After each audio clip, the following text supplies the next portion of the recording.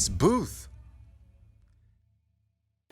Yeah, hello everyone, welcome. It's yet another interesting edition of the program where we bring you discussions centered on issues around and about men. And on this table today, we still have men again bringing you this discussion, of which I am one of them. Before I tell you what my name is, I'd like my twin brother, Sam. Let's start with you. Don't mind my voice. I'm actually minding the voice. Night vigil, prayers and all, so don't mind my voice. Nah. I'll normalize it. I'm just waiting for you to explain what resulted to that voice, but I'm sure as a result of Prayers. the prayers. Okay. So how are you doing today? Very well, thank you. All right, so let's start the introduction train from you. For me, okay, so I'm Sam, a man. I think that's obvious, right? And we'll be talking about serious matters, one of those kind of meetings or gatherings where we talk about things that people would, or men would originally shy away from. So stay tuned because you're definitely going to be informed, transformed, and informed. Glory. Yeah.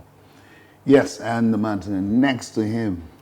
Okay, my name is Henry, and I don't know why they're adding "and I'm a man" as if it's not obvious enough. I mean, the day we live in. The day we live in, yes. So you have to be specific. You have to be specific. Okay, I'm also a man. All right, well, Henry. Yeah. And next to him. My name is Bernard. I'm so happy to be here, and to add to what he said, I'm a male man. Let's take it another level. Yeah, Bernard, and it's so good to be here. Thank you for having me. All right, so my name is Marshall Anthony Onoye, and if the beards we are wearing on is anything to go by, I would say I'm the youngest person on this table, and Sammy is next. Of course, you know our grandfather is the king of the beard gang. Welcome. Today is going to be an interesting discussion on this table. Yep. What are we going to be talking about? Well, in the previous episode, we talked about what a man is. A man as a being, a man as a function, like an office. You know, there is a man like the gender, then there's a man as an office. But today we're talking about transitioning from a boyhood to manhood. What does it really mean to move from being a boy to becoming a man? You hear a lot of people say things like, I'm a man. Now we're thinking, so what prompted the thought of you saying you're a man? Right, so we want to look at those areas and say, okay, if you're a father, at what point do you call your son a man? As a boy, at what point when did it dawn on you? At what point did it dawn on you, like, I'm a man now? I think everybody went through, just like Scripture talks about David. David was king, but one day he woke up and he dawned on David that he's king. So at what point did it dawn on you? Very interesting. Yes, that's you're a man. So but I'd like to throw something open too. I don't know how many of us, I think Henry, growing up, you must have done this. How many of us were in the habit of rubbing spirit? Because I started off with Beards Gang and rubbing spirit on our cheeks so we could have, you remember that. You did that. I just wonder why. We didn't grow up together, right? We did. That was so precise, right? Yeah, almost. You're using to I just to answer that, I was late. Oh, you're one of those late bloomers. Yeah, so I was like wondering, that must have been like in my final year in secondary school. Oof. So I was like, why is all my friends have like 2 or 3 and I had none. So I was concerned. So at that point, talking about, transforming from a boy to a man, I started looking at myself in a certain type of way. Like, what's up? Where is my own? Those things were important to me. Yes. My peers had started growing beards. Cracked voice alongside. Voice were cracked. Yeah. At that point, so I started asking myself. Muscles started forming. To answer your question, I tried that. I know you did. It didn't work. It didn't work. No, because it's not true. It didn't work. But when you started, when the beard started coming out, for me, it didn't work. So the spirit solution didn't work. That's applying it, so we're clear. But when you started growing the beard naturally, was there like an awakening? Was there like an arrival of consciousness, some sort of consciousness that you've gotten into that Finally. manhood? Finally, right? Well, I can say I was opportune to have the right kind of uncles around me. So that concern of a young boy, I took it to one of my uncles, and I'm like, I can see my peers up. We started growing beards, and I mean, does that mean anything is wrong with me? And it's like, no. Some people are hairy. Some are not. So some will bloom late, some will bloom quite early. And back then, if I could remember, there was this family friend that he was quite huge, hairy for his age. And I was even older than him. So each time we look at him, like kind of like some like, is he weird or am I the weird one? You understand? So by the time I got those kind of consolation from my uncles, like I think my mindset Was started recalibrated. changing. I got to understand that a man doesn't have to have beards to be a man, but men have beards. Right? But a man Doesn't have to have beards to be a man, but men have beards. Like you said. Yes, our grandfather here. Father An Abraham. example to the beard thing, right? You're not alone. I have some too. I have a lot. Okay, so I'd like to ask you, for most of us, the peer group thing, the peer pressure thing, hanging out with boys at a certain age, we have certain kind of discussions, What was it like for you growing up, and at what time did you say, oh, finally, here I am, I'm a man? I won't say I relate to what he said about his own experience of using the spirit and all. Well, I think it was in my year one in university that I had a group of friends. Like, we literally moved from secondary school together to the university, and it was then I would say started dawning on us how much things have changed, how we've closed the gap, we've moved from just being schoolboys or just random boys in school to men. And because of the university I went to a school in Southeast, and they're known for having lots of cultists. What school was that? Enugu State University. Oh, okay. So they call themselves men, the cultists call themselves men. So that whole consciousness of, you're talking to a friend, that guy is one of Before you repented, were you a man? Just a question. No, I was never. You were not a man. You were not a man. Okay. So, but when someone's passing, you're like, that guy, a man. A man is a man. So we had conversations around those. Okay, so to answer your question now, I would say for me, the consciousness of being a man came in way earlier. I think it came in from my SS1 days, because I grew up with my mom. So growing up with my mom already, I had that whole man of the house mindset. So I won't say there wasn't any practical switch that happened that maybe in my mind I thought, now I'm a man. But I just had that whole, I'm the man of the house because I grew up with my mom. So when I left her sometime around SS1 to move to the east.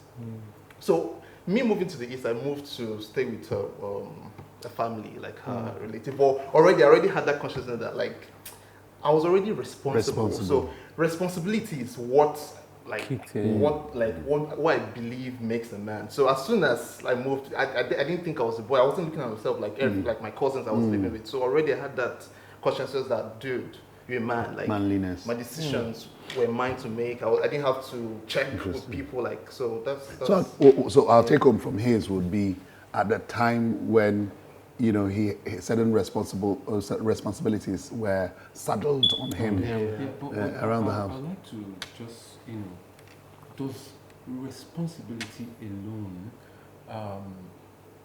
makes you a man. No. You see, Henry, it doesn't. Like, It's a trigger. I'm going somewhere. okay, It's go like ahead. spirit. You know when people apply spirit to their beards and the beards come out. Sometimes responsibility And sometimes it can come out. force man. Yeah. It's not what is it like. It might not be the ideal way. Yeah, but that's why. That's sometimes why. Yeah, That's why but I use is the there an word- ideal That's why I way? use the word alone.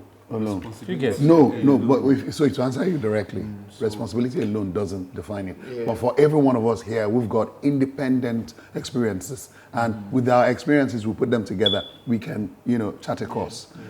So for you, it was certain attributes you were looking forward to have that awakening. For you, it was the fact that responsibility was upon you. You were doing things already, and you were even referred to as the man of the house. So for me, it was a time when I got my first job in 1997, just fresh out of secondary school. And I just shortly before I got that job, we had gone for an excursion at the TV channel at the time in Kaduna State. And I loved what I saw. I was in SS3 then, and then we went for that excursion.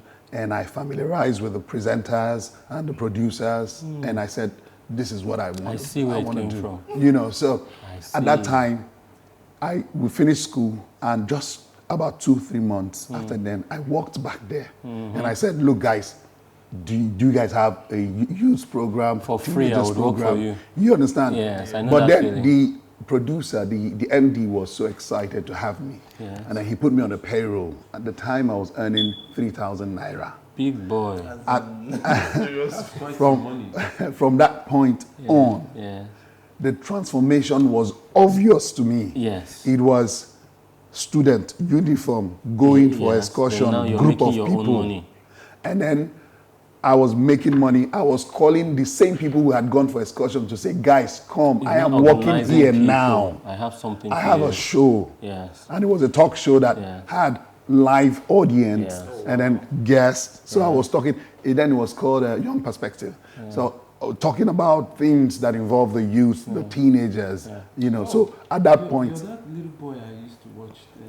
So you just kidding. you help me. You help me. so for me at that time, I was happy to have been able to buy a chicken at the end of the month, coming home to say, "Daddy, this is my contribution." All right. For me, that was my consciousness The for spark. manhood. All right, so I would like to tell you mine too, and I will tell you mine, but right now we'll go on a break. Then when we return, I'll tell you my spark. Everyone here, I've given you what sparked their manhood thought. But I also would tell you what I feel about Henry's question when he said, "Does responsibility alone make a man?" So stay tuned and you'll find out what my answer would be. Thank you.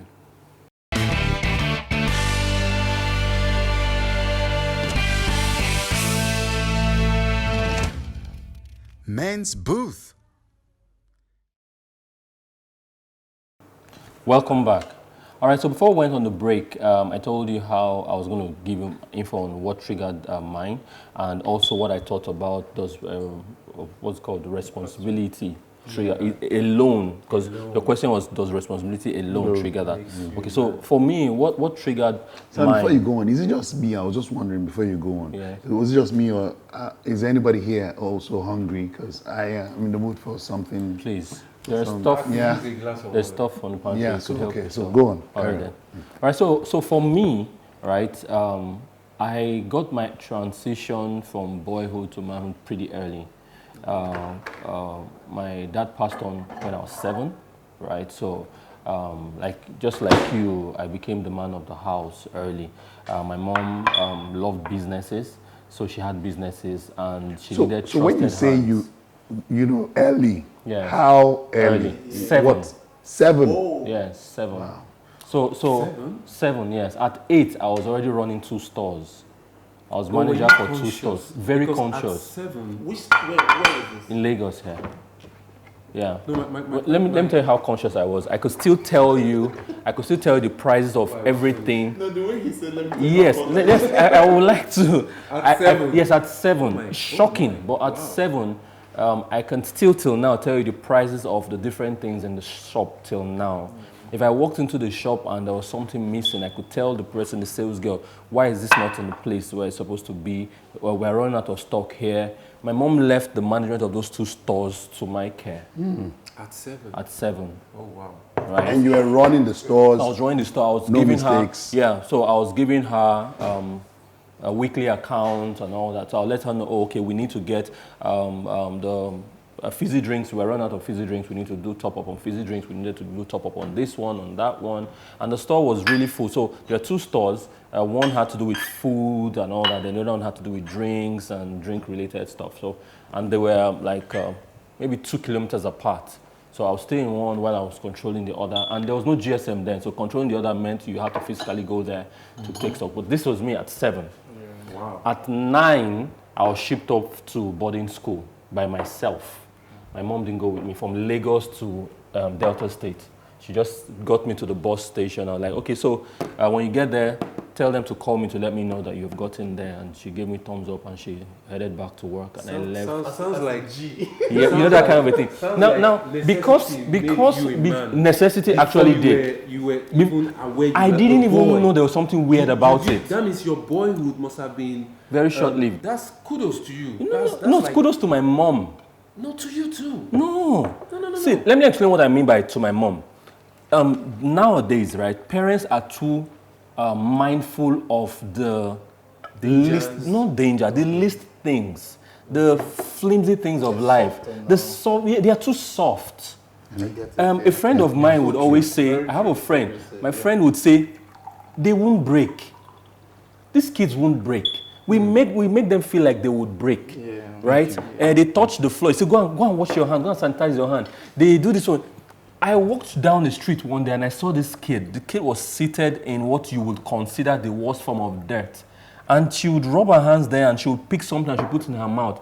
I didn't see that mother, the mother to that kid, running to an intensive care unit, right? Yeah. But you see, when you get to a certain point in life, all of a sudden you think that certain things that would maim the child one way or the other. I think it's westernization.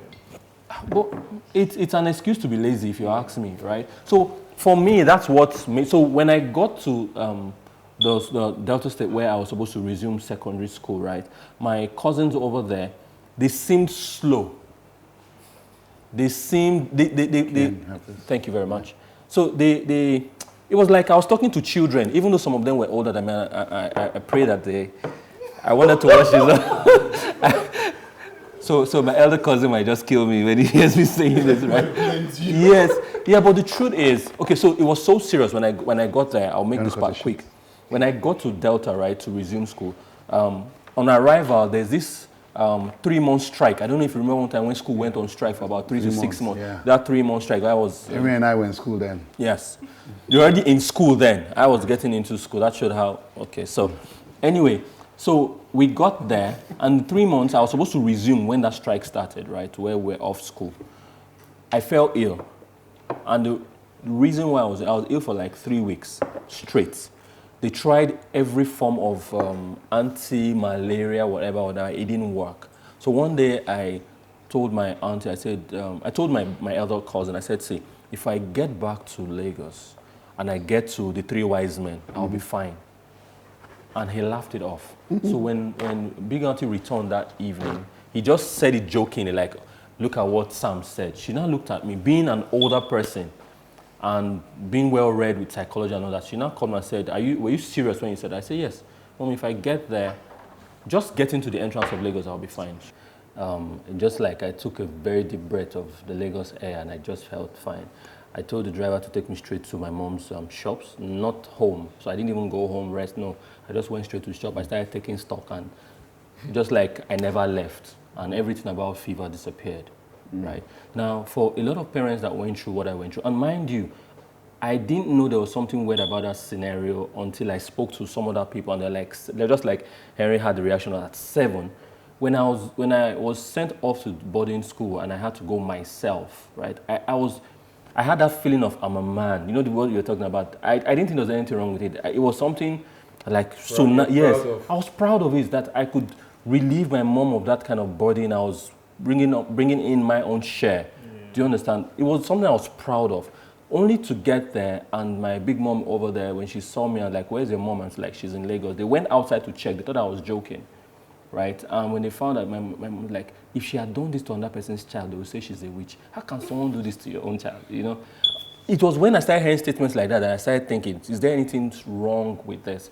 Now, the part I'm taking this to is the fact that some people that experience something similar, what they do is, because there are two responses to this. For someone like me, I embrace it as something that's good, and I want to make it even better for my kid, right? But some other people, they're like, no, that's terrible training. I will ensure my children does not, blah, blah, blah. But that's in the process of trying to protect them and ensure they don't go through that.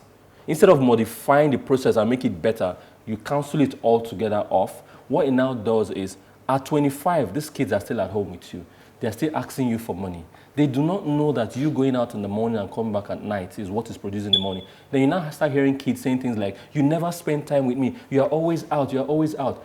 But those trendy shoes you are wearing, someone paid for it. The trendy clothes you're wearing, the house that you like that you bring your friends into, someone paid for it. It's the going out. And at that time, it will become late for financial literacy. Yes, it's already late. And you know, you were talking about training up a child in the way that you should go. And you lost it. I was thinking of asking you, training up a child in the way that he should go, and when he is grown, he will not depart from it. Yes. And what would you say is Proverbs 22. Yes, but is the departure? there's a particular translation, New International Version says, start children off the way they should go. As a parent, you should at least know the way they should go. That's one of part of being parent. Maybe they will talk about parents or talk more about it, but as a parent, you should at least know the way the child should go. So if you know this is the way the child should go, you should start up those children in that direction. Not the way that you will go. No, not you would go, the way they should go. And you see, for me, this scripture gives directive for me. Okay, let's say you want the child, for instance, to be a doctor, right? You start making sure that the child have things relating to that, like for you, okay, using your story for instance, just graduated from secondary school, you went to a broadcast outfit, and going there triggered something in you, and this is how many years later you are on that path. 20 something years. Yes, and you're not looking like you're about to jump off it. Why? Because a vision was shared to you, maybe not in words, but you felt it 4D, not just 3D. You felt it 4D. Right? So that's the same thing. When you say train up a child in the way you should go, or put your children in that line, you give them that 4D vision, such that everything they do takes them to that vision. So you don't say, oh, I want my child to be an accountant, for instance, and there is no accounting exercise for that the child. Bible is just amazing. Like, thinking about it now, the Bible says train up a child in the way he should go. When he's grown, he will not depart from. Meaning, if the information that is supposed to come at childhood comes at adulthood, it's possible he will depart away from it. Yes. So the guarantee that the grown-up won't depart away I from love it is that. that he gets it as a child. As a child. Can you repeat that? Profound. No, but Repeat you that. should please. repeat it. Repeat that. The Bible says, train up a child in the way he should go. Yes. Next Child. A So child. when he's Emphasis. grown up, Yes. He will not depart. from it. Yes. So the guarantee that he won't depart is that he gets the information as a child. As a child. When you get a 25-year-old that you've made an example of and start trying to put the child in lesson or go and learn tech, it's harder then. Like it's possible that information won't stick. No, you don't So learn he how will you depart don't, away you don't from learn how it. to be left-handed in Yeah, old age. in old age. So Exactly. one of my That's- lecturers will that's- normally say, it's too late to cry when the head is cut off. Yes. Do you get it? So that child is already grown. You want to now rewire that child. It's late. So the transition from a boy to a man, it starts from when the boy is a boy. Yeah. It does not start from when the boy is a man. Or when the boy is a child. A man biologically. Yeah, do you understand? So you start from when he's a child. And the parent plays a vital role in that. See, for me, the biggest problem nations have started from the family point. So when people say the parents play a vital role, I'm saying, for me, parents play foundational role. When that role is missed, everything else after that point is trying to fix. And some people spend 80 years and they are not able to fix that. Yeah. So if we get it right when they are 2, when they are 3, when they are 6, when they are 8, when they are 10, it's balling. It's like retirement plan. You could just sit back and just ball. But when they miss it at that point, so being a man is not 18 years old. Being a man is not 21 years old. You know, this brings to mind, as a child, my father told me certain things and that were difficult for me to comprehend. I asked certain questions and he was answering me and he said, remember these things I've told you, because when you become a man, you would fully understand. You know, and I remember when I came to the understanding of what my father was telling me then, it hit me at that time that if he hadn't given me those guidelines, if he hadn't told me those things, I probably at that time when I had that awakening, I would have still been in the, you know, illusion of what is this and all of that. But he gave me those pointers. Yes. So for me, I think we should, you know, connect the dots and do a generalization here, an objective generalization, because you can actually totally generalize, except for, you know, putting the icing on the cake with the gospel. For you, it was responsibility. Yes. For him, it was attributes. For him, it was responsibility as well. Yeah, right? Yeah, responsibility. For me, it was responsibility. And Henry then asked a question, can responsibility alone? And you answered him, said, yes, it can, but it is not the only thing that makes you boys to men. No, guidance is what Yes, is the glue. So responsibility. No, it was him that talked about mentorship. So it was mentorship that helped him. You have the right It helped. influence, if you may. Yeah, so that's when I was coming back to him to say parental guidance, foundation, and all of that. Yeah. I think we've been able to do justice to this. At what point does a boy say, I'm a man? You want to cap it up? Yeah, so for me, it's at the point where he's able to stop, to a large extent, being a burden to whoever he's with. It could be his parents, it could be his foster parent, whatever, auntie, uncle. The moment where he's able to hold his own, it could be at a little, something as simple as he is no longer asking for money to cut his hair. He's no longer asking for money to actualize his basic dreams. You know, there are big dreams and there are basic dreams. The moment you are able to do those little things, you are able to start doing those little things, right?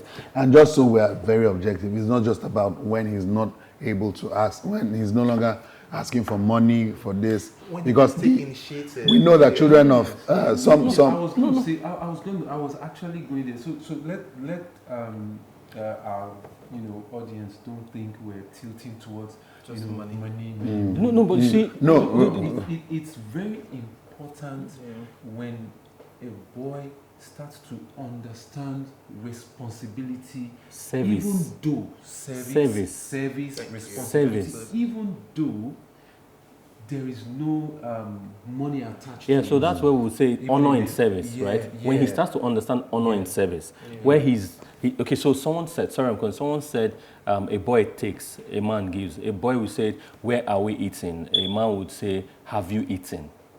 Right? The difference, there's still eating in both sentences, but one is looking from the perspective of providing. Yes, while one is the other responsible. while the other one is looking from a point of consuming. Yeah, so the moment that mind shift comes in, for you, when you got that employment, now you are now organizing your guys like, okay, now I have a table that I can. So now you are no longer requesting for, you are now providing. That mind shift is where. Sammy, let's wrap this up because we've really done justice to this. I really, really think we've done justice. You you took me to another level when you talked about the man saying, where have you eaten? And then the boy saying, where are we eating today? Yeah. And consuming and providing. It reminds me of the state of Nigeria being a consumer nation and not a manufacturing or production nation. And it only tells me that Nigeria is still a baby nation. Let's wrap it at that. It's been a wonderful time. But I don't think that's fair. Throwing a shot at Nigeria. No, I'm not saying shade on Nigeria. But that's just the fact. Anyway, it just took me to that. I'm a politically conscious person, so every once in a while I bring up that consciousness. So I think we've had fun here, Henry. Don't you think? It's your first time on our table. Yeah, Men's booth. It's also my first time. It's the first time. Oh, it's also your first time. It's his first time. We're the ones that we're mentoring them. Yeah. You are. Anyway, cheers and welcome to Men's Booth. It's good to have you. Welcome. Welcome to Men's Booth. Yes. All right. Cheers to men, right? Cheers to to men. men. Cheers to male men. We'd like to say a very big thank you for joining us. It's been Men's Booth.